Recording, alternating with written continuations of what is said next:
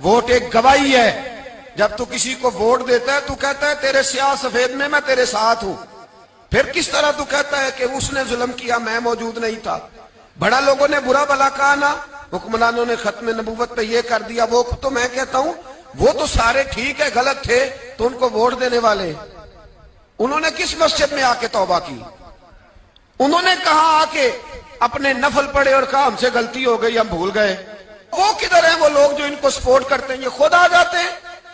ہمیں نہیں پتا کہ جس کو ہم ووٹ دے رہے ہیں وہ ظالم ہے, ہمیں نہیں پتا جس کو ہم ووٹ دے رہے ہیں وہ جابر ہے, وہ فاسق ہے, وہ چور ہے, وہ ڈاکو ہے, وہ بے ایمان ہے, رسا گیر ہے, پھر بھی لائن میں لگ کے ووٹ دیتے ہو, پھر بھی برابر کے شریک ہوتے ہو.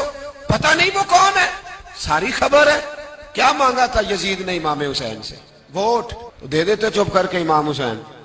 مسجد نبی میں بھی تو جمعہ پڑھاتے تھے, مسجد نبی میں جمعہ پڑھاتے تھے, مدینہ شریف میں مصطفیٰ کے جانشین تھے.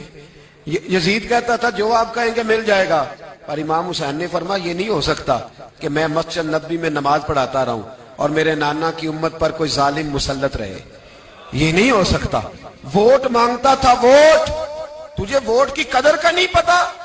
امام حسین نے 18 سال کے نوجوان سے لے کر 6 مہینے تک کا علی اصغر قربان کر دیا, پر ظالم کو ووٹ نہیں دیا.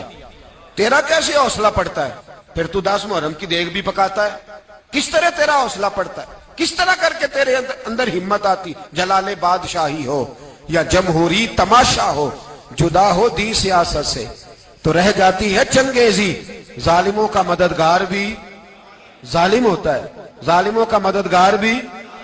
جو بڑے ظالم کے نیچے چھوٹی فوٹو بھی لگوائے, ووٹر اور سپورٹر بنے, وہ نہیں ظالم, وہ نہیں سخت.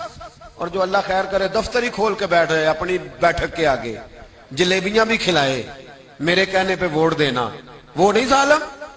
بچ گئے, باہر نکل گئے, نہیں جی نہیں ہم پاک صاحب ہیں, حکمران بڑے ظالم ہیں. نا تو بچ نہیں سکتا, تو برابر کا شریک ہے. مجھے ایک صاحب کہنے لگے ووٹ ڈالنے چلیں. الحمدللہ میں کبھی نہیں گیا. جب بندہ سمجھ میں آئے گا, مرضی کا آئے گا تو جائیں گے انشاءاللہ تعالی. نہیں گئے تو نہیں گئے.